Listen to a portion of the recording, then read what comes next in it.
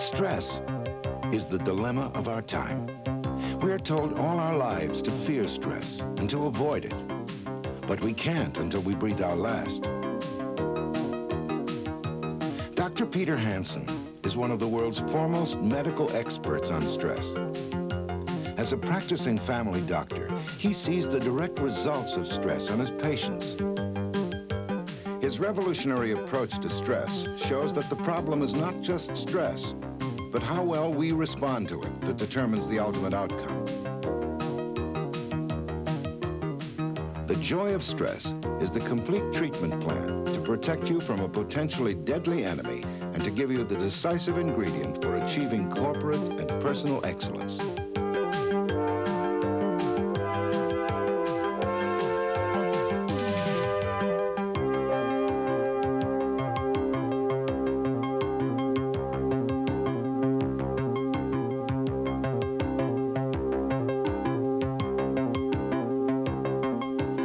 There's nothing new about stress. Stress is quite simply the adaptation of our bodies and minds to change. The form of this adaptation is non-specific. In other words, it can affect any organ, such as your heart, stomach, skin, or immune system. The change that we are adapting to could be a change for the better, as well as the obvious change for the worse. So don't confuse stress with distress. If you just had a new baby, a promotion, and are building a bigger house, your stress level can be just as high as if you'd had a run of bad news. This explains why good stress management is not just a tool you dust off when times are tough. It must become a part of your lifestyle. Fortunately, as you will see, good stress management is not a hard sacrifice. Believe me, if it was, I'd never stick to it. The best part of my treatment plan is that it works. It's practical, so you can start using it as soon as you finish watching this show, and it's fun. Most people assume that intelligence is their best defense against stress. Unfortunately, this is a fallacy.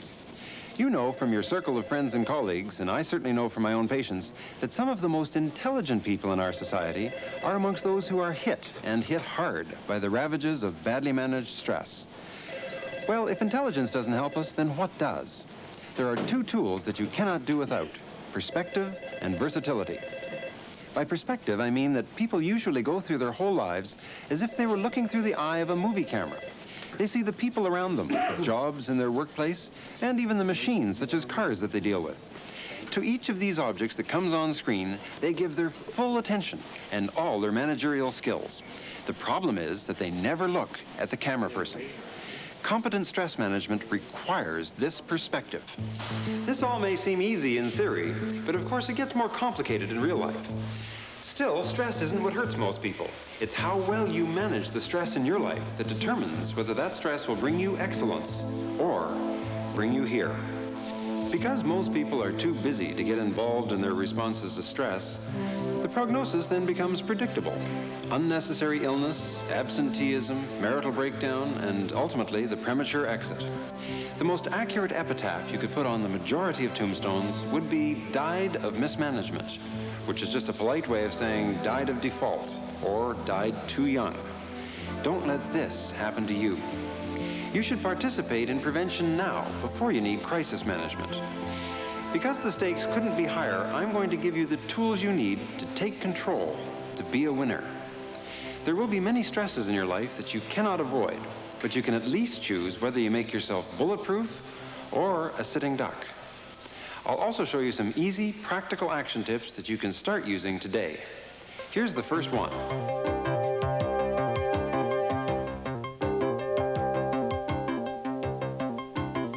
Keep a carafe of water on your desk and drink 8 glasses of water per day. It's one of the simple things you can do to help counteract some of your body's outdated stress responses, like the potentially dangerous thickening of your blood. In times of stress, you can be your best friend or your own worst enemy. You can choose to be either one. Consciously or unconsciously, you will undermine your resistance to stress if you are making these weak choices. Wrong foods can be seductively packaged. The excess of salt, sugar, caffeine, and additives can bring a craving for more of the same. It's no accident that nobody eats just one salted chip. When we're under stress, our stomach shuts down, yet our rate of eating speeds up. This combination of high-speed eating and low-quality food will sabotage your defense against stress. All excuses aside, obesity is a choice, one that will make you an easier target when stress strikes.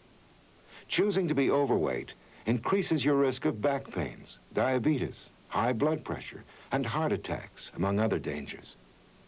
In today's society, most of us are free to choose at least the category of our work. By following inappropriate career choices imposed on you by others, you will suffer.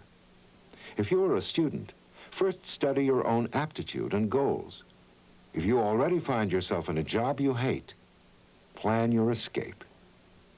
Spending 5% more than you earn, no matter how much you earn, is all it takes to undermine your concentration when awake, your recovery when asleep, which are the heart of your defense against stress. If you're so fond of your work, then consider this. 2/3 of the major stresses that will influence your profits as well as your health have nothing to do with work, but relate to how well you manage your spare time. And where do most people leave their time management schedules when they go home? Back at the office.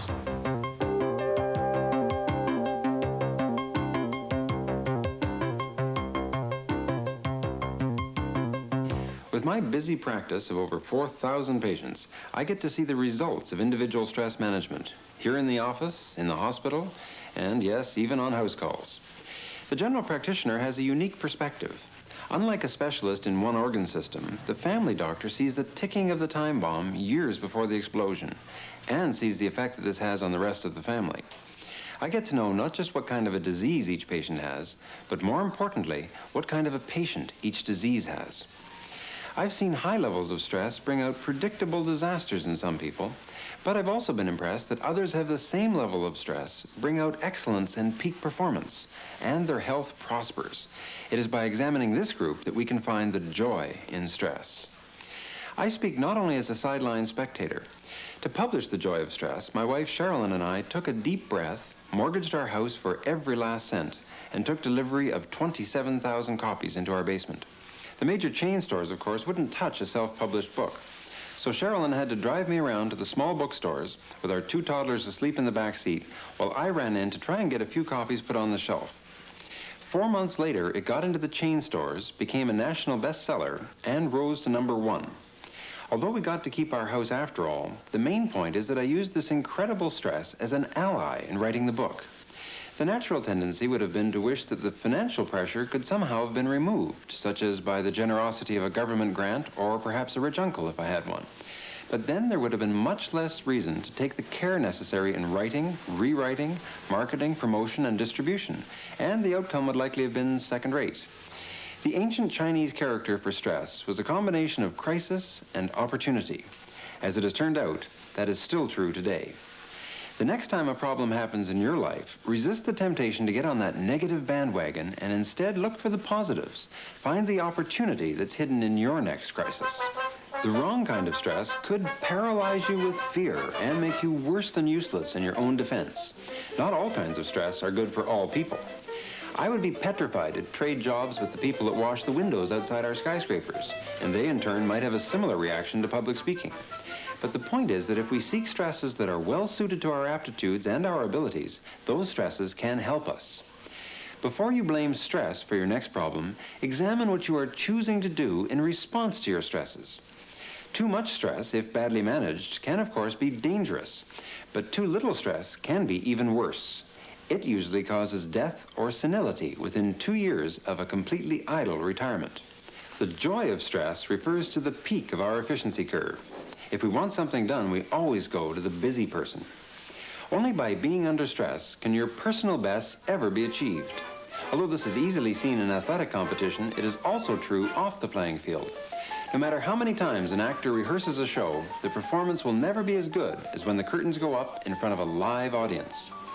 As witnessed in most committees and bureaucracies, when personal stress and responsibility are missing, productivity is very poor. However, efficiency doesn't go up forever with increasing stress. Eventually, there's a breaking point, beyond which the wheels fall off. I've seen this level of stress spell predictable disasters. This doesn't have to happen to you.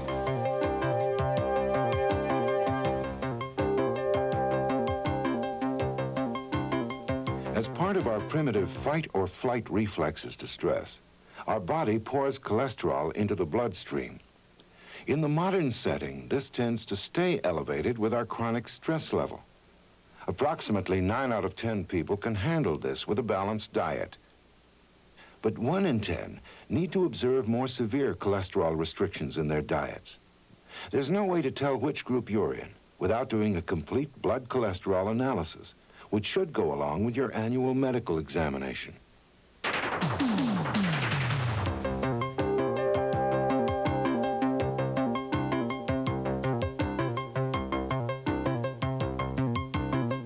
To help you with your defense, I'll show you what happens inside your body under stress. But this perspective alone won't be enough unless you have the versatility to change a few habits. To balance these two tools, let's have a look at our control central, the brain. The brain is divided into 2 halves. The right brain, in right-handed patients, lifts us above the level of computers by giving us the capacity for originality, creativity, and versatility. It is by having a versatile right brain, drawing on an intelligent database from the left side, that we see greatness in all walks of life. The object, then, is to have balance between the 2 hemispheres. Too much emphasis on our left brain can make us into robots. Too much emphasis on the right brain, and we become absent-minded artistes who can't even assemble a folding deck chair. I will be showing you new perspectives on your body's stress responses to be absorbed and memorized by your left brain. But it is up to you to develop your right side, for without its versatility, all the perspective in the world won't help you. If you master this balance, then you can turn your stresses from deadly enemies into your greatest ally in achieving excellence.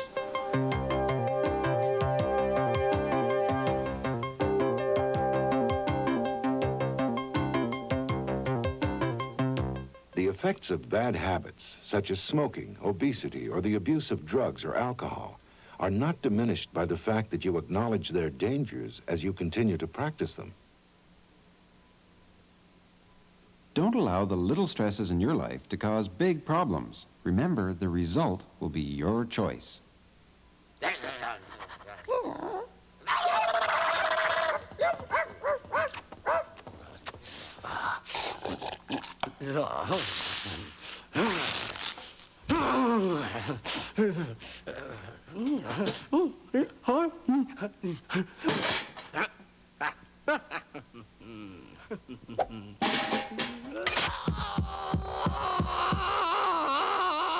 So change direction when you are headed for a disaster.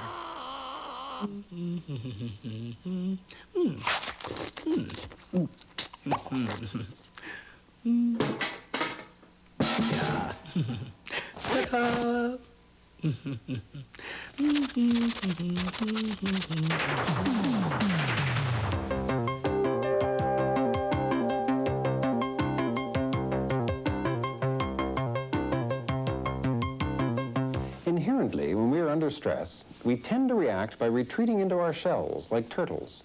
But when things are already going badly, this isolation makes it almost impossible to retain a clear perspective on how well we are managing our stresses. Just as athletes with coaches consistently beat their competitors and married people live longer than singles, people with a good friend or two will outlive hermits. The common ingredient here is feedback. You might think you're handling your stresses well until your kids ask why you look so pale or why you've become so grouchy. A colleague at work might notice your red face, white knuckles, and shoulders elevated over your ears when you're on the telephone. Your spouse and tennis partner might point out that you're getting a little out of shape lately. Don't react to these comments as if they were enemy sniper fire. Treat them as friendly intelligence reports to help you shape the best possible stress defense. But I must remind our potential stress watchers out there not to cross the fine line of nagging. A running list of criticisms and negative comments will be guaranteed to destroy anyone's morale and performance. In order to bring out positive results, the best advice that I give to my patients comes from the 1-Minute Manager. Let's ask co-author Dr. Ken Blanchard some of his secrets. Ken, how important is support? Well, Peter, I can't overemphasize it. You know, I mean, I'm sad, too, that John Wayne is dead, but you can't make it anymore on a horse with a couple of guns, you know. Life is so complicated. If we don't have a good support system, first at home, you know, with your spouse, with your kids, that somehow sense what you're trying to work on, and they're in your corner, and then at work, you know. I mean, there's tremendous stress at work around your boss, around your coworkers, and we just need people who are with us that will, you know, sure, reprimand us if we get off of, but we know that they're on our side. You just can't make it on your own. And one of the hardest things for people is to ask for help. And because, you know, we still have this macho image, particularly men, you know, you're showing weakness and that kind of thing, and that's just baloney. What you really need to do is get off of that and recognize that all peak performers have good, solid, you know, support groups. They're not loners. And to get through any kind of stress, any problems in your life, to do it all by yourself is really hard. When you have a good friend, a good spouse, good co-workers and boss that are with you, it's amazing the kind of things you can overcome and do when you got people on your team.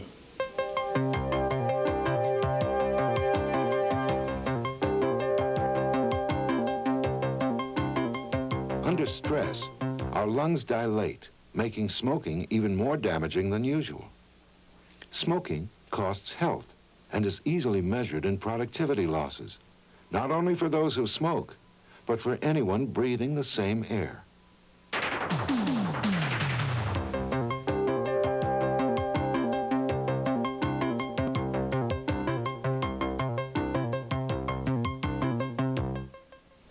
Type A behavior is a personality complex characterized by hurry sickness and an aggressive, pushy nature. First identified by cardiologists, it has been found to be a common trait in young heart attack victims, although studies are still continuing as to its direct causal effect. There is no doubt, however, that the type A hot reactor patients have considerable unnecessary self-induced stress in addition to their regular quota. Their unrealistic timetables and their inability to relax give me a consistent warning that these patients are headed for a breakdown. This could strike any organ in the body, resulting in a heart attack, stomach ulcer, or tension headaches, to name just a few. The affected organ could also be the brain, resulting in anxiety, depression, or family strife, and ultimately in the workplace, job burnout, inefficiency, and bankruptcy. The changing of a traffic light from red to green is not an emergency, and yet type A's panic when they see this, trying to beat the driver beside them into the next block, and in the process have an increase in blood chemicals and blood pressure as if they were being chased by a wild animal. If your work has a lot of stress, that's even more reason to save your ammunition and not waste all your rockets in the morning rush hour. Join the B team. Aim for things worth being rather than things worth having. Be organized. Plan your spare time and your work time realistically. Have your priorities clearly identified each day. Don't just have a vague list of things to do. Decide which activities cannot be delayed and which ones can be postponed when something more important comes up. Estimate realistically how long each of these tasks will take, and then see if they will fit into your day. Be versatile. Delegate or hire out non-critical tasks that will buy you more satisfying use of your time with your family and your friends. Be creative. Find alternative stresses to take your mind off your problems. Most importantly, rediscover your sense of humor. Type A's all hate lining up in a bank because no matter which lineup they're in, they'll have the slowest nitwit in the world serving them. This becomes yet another real emergency with the automatic tensing of muscles, gnashing of teeth, and soaring blood pressure, all quite predictably to no avail. The next time you catch yourself having these reactions in that bank lineup, here's the B team drill to learn patience. Let a couple of people go by. It's not going to kill you. It will probably save you. How can a person be most helpful when they see someone that they care about suffering from a lot of stress? Well, I tell you, Peter, that where I always start in that is be a good listener. And just do an open-ended question with somebody, saying, what's happening to you? Is, you know, do you want to share anything? It seems to me that you seem to be a little uptight. Can I help? Is there anything you want to talk about? And give them an opportunity. And sometimes people will resist the first time, but don't just because they turn you down the first time. People need people. And keep on, you know, periodically say, how's it going? And just open-ended questions. Where you're most helpful to people is not to be evaluative, but to be there to listen. You know, the Lord wanted us to listen more than speak. Otherwise, he would have given us 2 mouths. And so what happens to a lot of people, they want to tell somebody about their stress and tell them how to get it. What most people could use is just somebody just to listen. I learned a wonderful saying about in life, what you resist persists. And if people resist kind of sharing what's happening, it gets all bottled up. And so what you want to do and can be helpful is to be a release valve for people when they know that you're going to be a non-evaluative, supportive listener. And just when they get a chance to share it, sometimes it goes away. Because if you will deal a lot of times with what's bothering you, in the process of dealing with it, it goes away. That's why people say, I'm glad I got that off my chest. That stress really builds up when you have no outlet. And that's why a support group or some people who are just there being with you.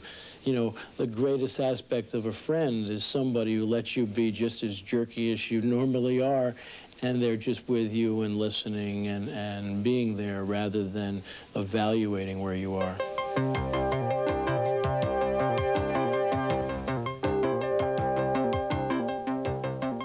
Remember that type A behavior is not only bad for your heart, but it is one of the biggest causes of marriage breakdowns and often of business failures. Join the B team instead. Be organized, be calm, and be the winner in the long run.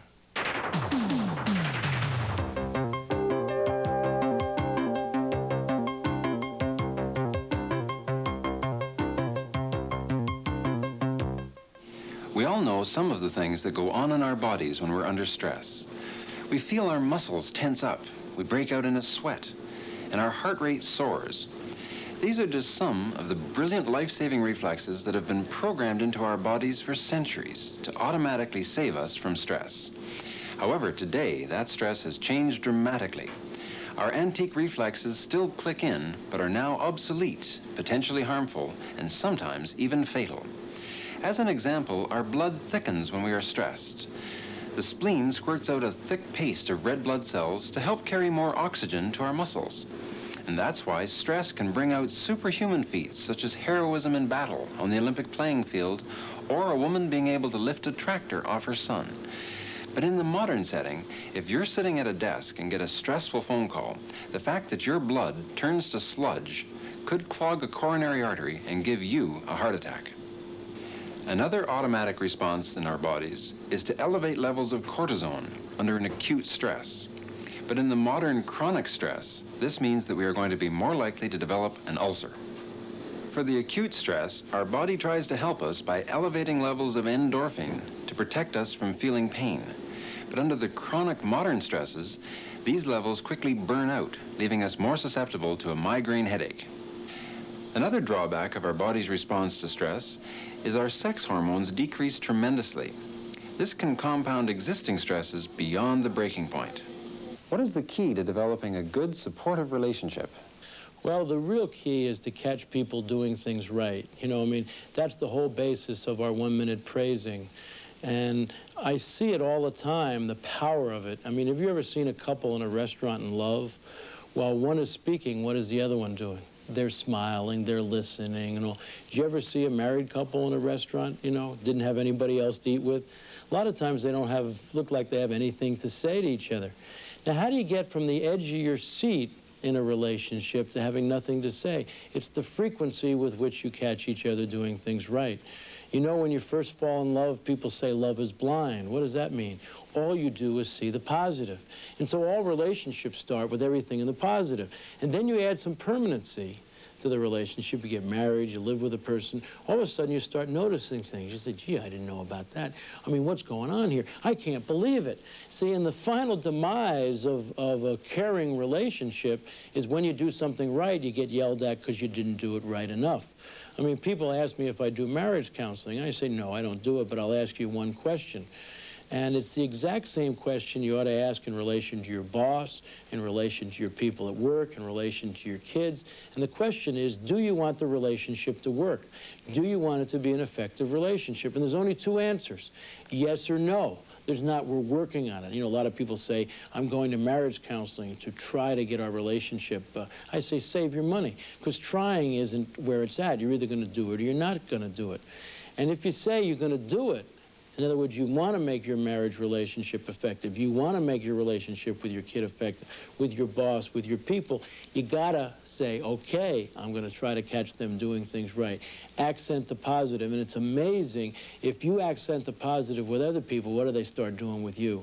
And that's that give and take, and that's the way you develop supportive relationships, is being with each other and looking for the positive. And when I got some positive points in with you, now I even have the points that I can reprimand you. I can say, Peter, that's really inappropriate, and tell you what you did wrong.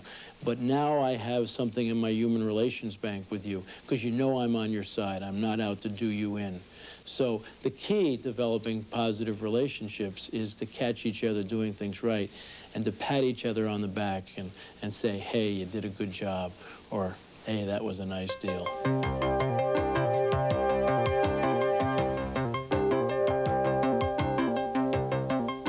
Under stress, all of our senses become alert, ready for a quick attack. But with modern long-term stresses, our senses can soon overload and burn out. This is the very time when accidents are most likely to happen. If you're suffering overload, take extra time. Look both ways.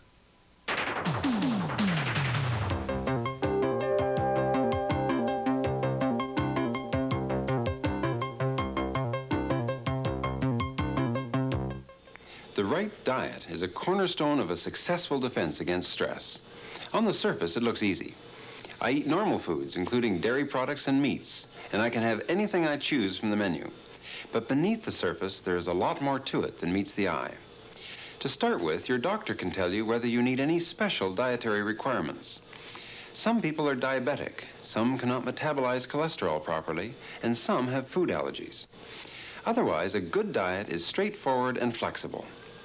We need the three basic food elements of fats, carbohydrates, and proteins in the right number of daily calories to maintain our ideal body weight. In addition, each day you should also drink 8 glasses of water, unless you have a problem with epilepsy, take a single stress-formulated vitamin pill, and eat 50 grams of fiber. Now don't cringe at the thought of all that fiber. You won't need to eat the wrapper off your bran muffin, I can promise you. A professional nutritionist can translate these requirements into practical meals and snacks and still allow for your individual tastes. Elizabeth Snell is the nutritionist at the Fitness Institute. She's the expert. Let's see how our eating habits stack up with her. First of all, a balanced meal should include some carbohydrate foods in the form of breads or cereals or small muffins. A balanced meal should also include some vegetables or fruit, or sometimes even both in a meal, a large amount of the vegetable group, and some sort of protein, either in the form of meat, fish, poultry, or legumes or kidney beans. So the next time you're at a salad bar, be sure that you do include some of those kidney beans or chickpeas that many people avoid and actually are a necessary part of the diet, particularly if you're vegetarian or you're not consuming meat, fish, or poultry at that meal. I think a good rule of thumb is to eat some sort of food, particularly a good protein food, every 4 hours during your waking day. This means that if you're eating very late at night, then you would probably include an afternoon snack. People who consume breakfast at 8, lunch at 12, and dinner at 5 do not need an afternoon snack. Probably consuming a glass of wine or 1 ounce of alcohol, maybe before dinner or with dinner. But remember, the alcohol content and the calorie content in a glass of wine is about the same as it is in an ounce of hard liquor.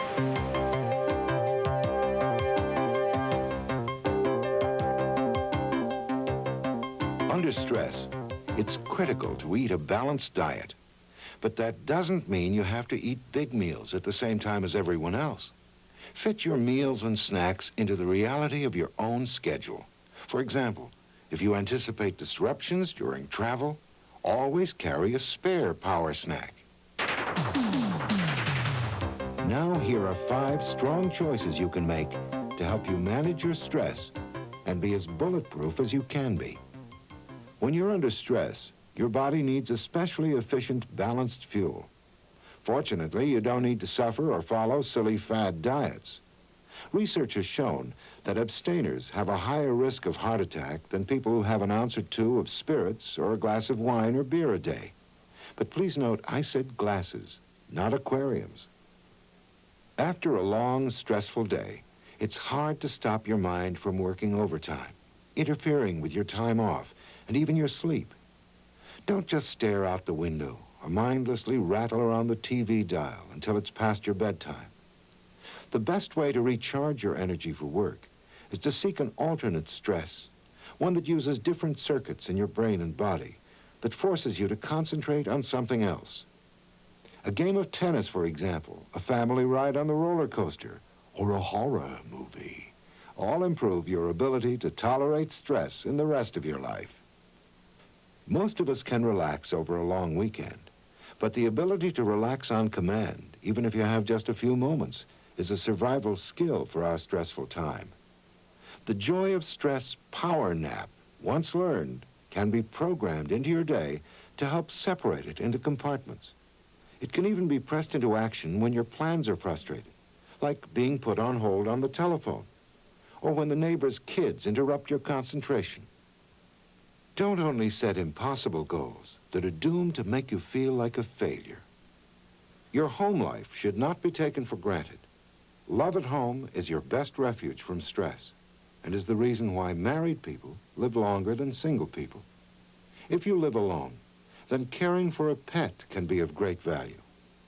The love you give at home will come back to help you through the worst stress in your workplace.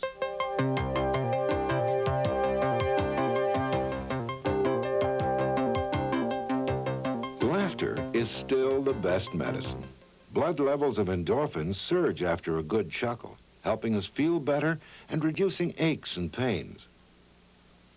The next time you are stuck in traffic, while everyone stops to watch an accident on the other side of the highway, don't compound your frustrations by listening to news of fresh disasters. Take control, invest in a stack of comedy tapes, and be the only person in your traffic jam smiling.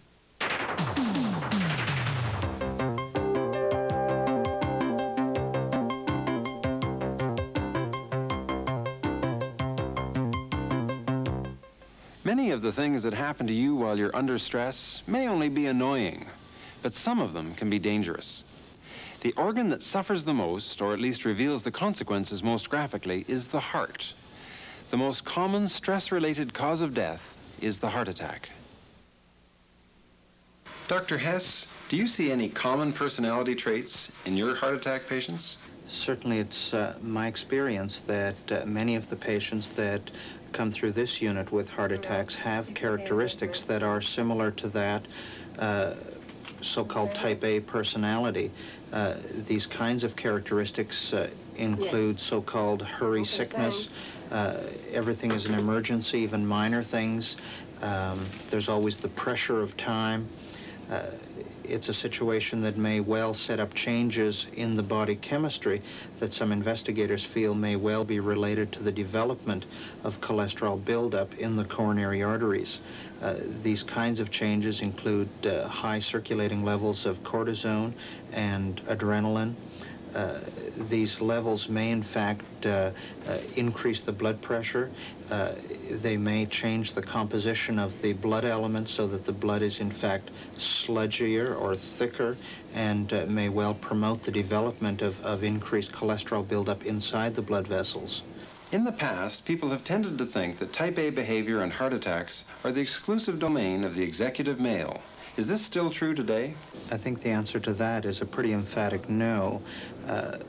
Heart attacks and this kind of so-called type A behavior is seen in men as well as in women.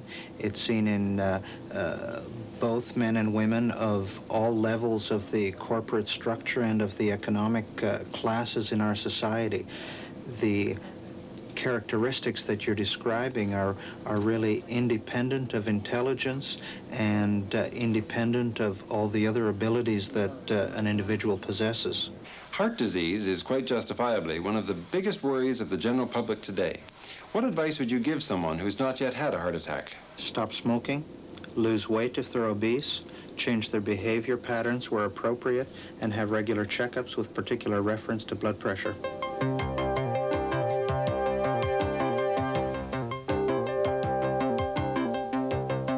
Now, just as students need a recess to get through their school day, adults need a break too.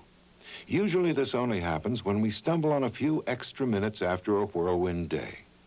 Work at home and on the job will be performed more efficiently if we schedule rejuvenating breaks. Not just a couple of weeks at the cottage each year, but a mini holiday each day, even as brief as half an hour, which cannot be disturbed. Whether you take a bath, read a book, or treat yourself to a massage, you will find the rewards well worth the time invested.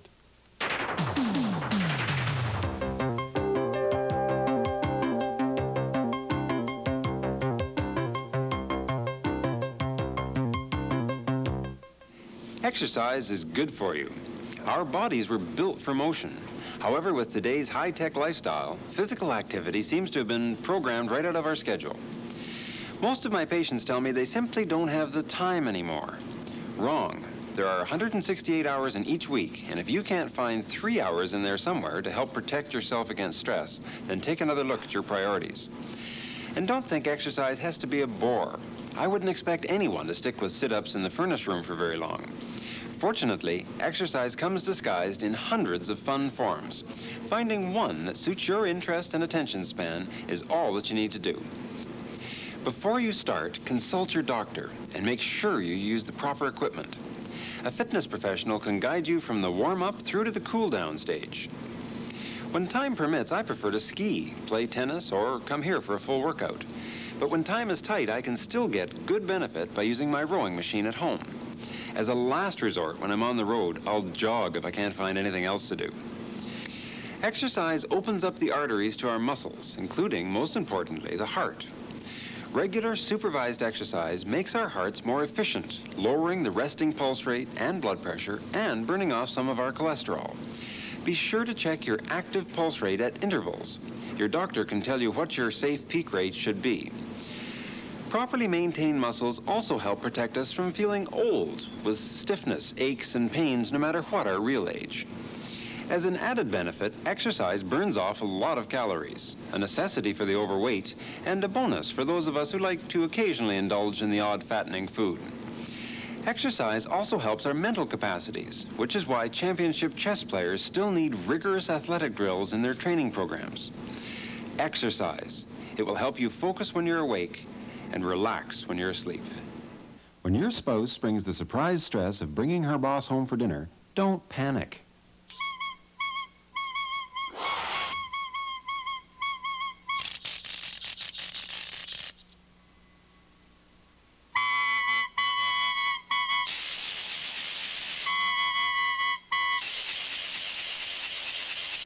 Think positively and delegate.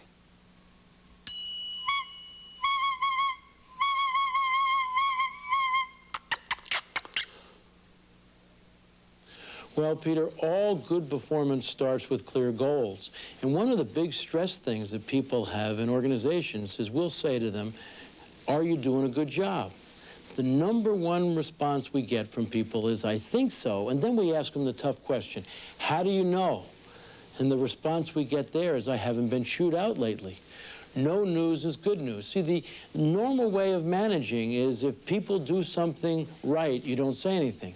When they make a mistake, you hit them. We call it leave alone zap. We're now calling that seagull management. A seagull manager flies in, makes a lot of noise, dumps on everybody, and then flies out. And see, that's not a very effective way to be managed. To start to set up feedback and the opportunities around that, you got to have clear goals. So people know, first of all, what they're being accountable, what they're being held accountable for. And secondly, they got to know what good behavior looks like. And see, that sets it up. So with clear goals, now you set up the praising. Because praisings don't make any sense if you don't know what people are doing. So praising's got to be specific. And so if you know what you're doing and then you get off and do it, now people can catch you doing things right. All good performance starts with clear goals. And it's the praising and the support that keeps the good performance going. But it starts with clear goals. Most of us have stresses in many different areas of our lives. Do you have any tips on how we can best compartmentalize these? Well, I think people have to look at balance in their lives. You know, I never heard of anybody on a deathbed say that they wish they worked harder. You know, they usually wish they loved more, they spent more time with people that they cared about. And so what you got to look at is you have both a professional self and a personal self. And how do you get balance so you don't get out of whack? You know, the Eastern philosophy is of yin-yang, to find a job that you can do at half speed so that you can have time to develop the rest of yourself. I mean, this is particularly an issue for us with aging now becoming a real possibility. People are going to live longer and longer. And if we don't develop a balance in our lives between our work life and our personal life and our avocational life, we're really in trouble. And I think people have to be able to walk away from work after the end of the day and say, I did a job, I worked hard. You can't keep on bringing it home. I heard a cute story about the importance of delegation, which is very often a lost art. You know, delegate to other people. Don't feel like you got to do it all yourself. This little girl comes home and she says to her mom, she says, Mom, why does Daddy work so late every night? And the mother says, well, honey, he just doesn't have time to finish all of his work during the day. So the little girl said, well, then why don't they put him in a slower group?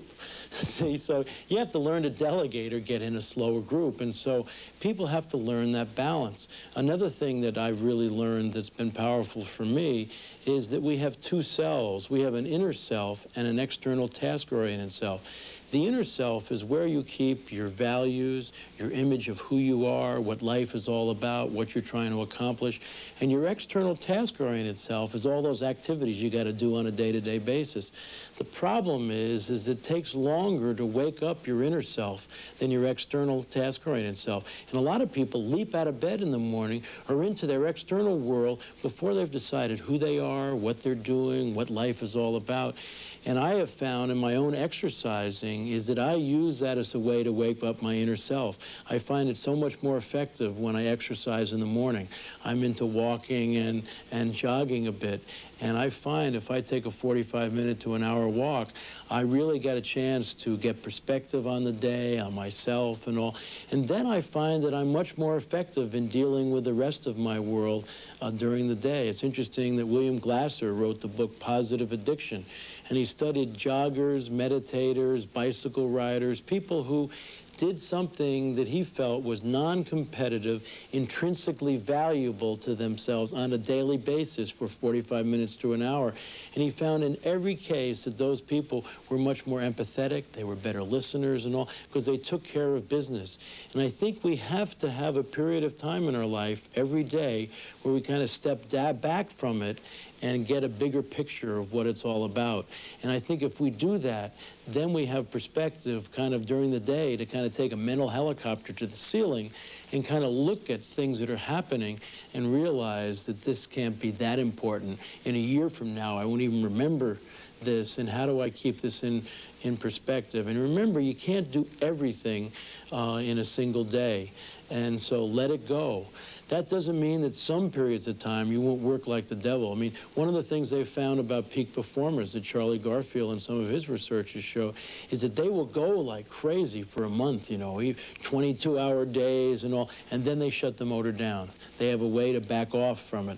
And so it's not a matter of maybe backing off every single day, but you need some way to stop, take some stock of where you are and step back from your external task-oriented self and get some balance in your life, because all work and no play makes Johnny a dull and sick boy, and that's when stress really takes over.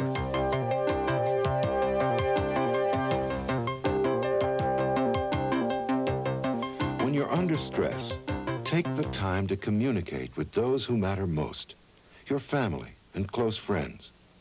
If the family members all feel like informed, active partners, then they're more likely to be supportive and understanding when stresses at work keep you away from them.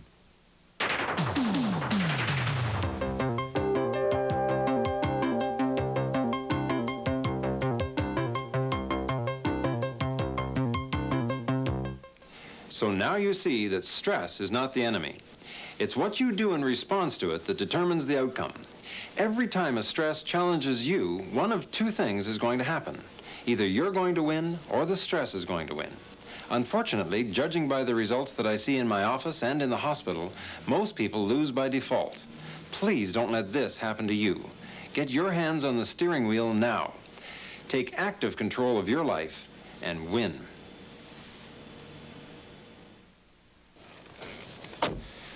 I want to give you my 3 principles of stress management. First, pamper yourself. Stop stonewalling and face the truth. Pamper yourself. Don't feel guilty about hiring someone to do chores you think you should be doing yourself, like painting the fence or cleaning your house. Then take this time as a gift and make it count. Spend it with your family or friends. Do that sport, hobby, or trip you've been postponing. Allow room in your time and money budget to take a mini holiday each day. Go for a massage, read a book, or take a long bath.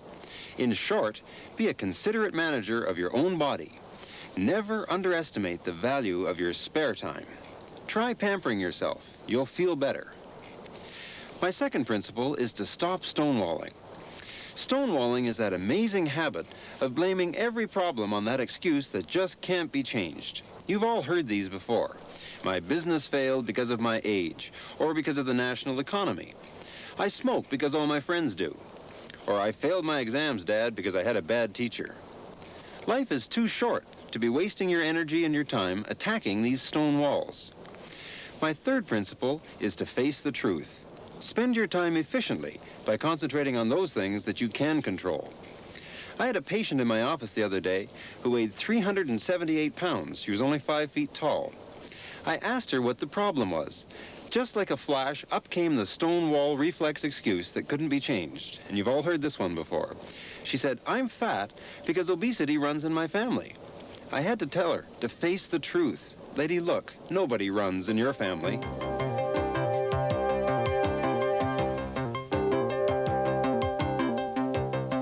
Most people feel they are oppressed by stress, like a ball in a pinball machine. But you need not go through your life like a mindless lump of metal shot from a cannon. Take control, steer your own course, and learn to thrive on these very same stresses.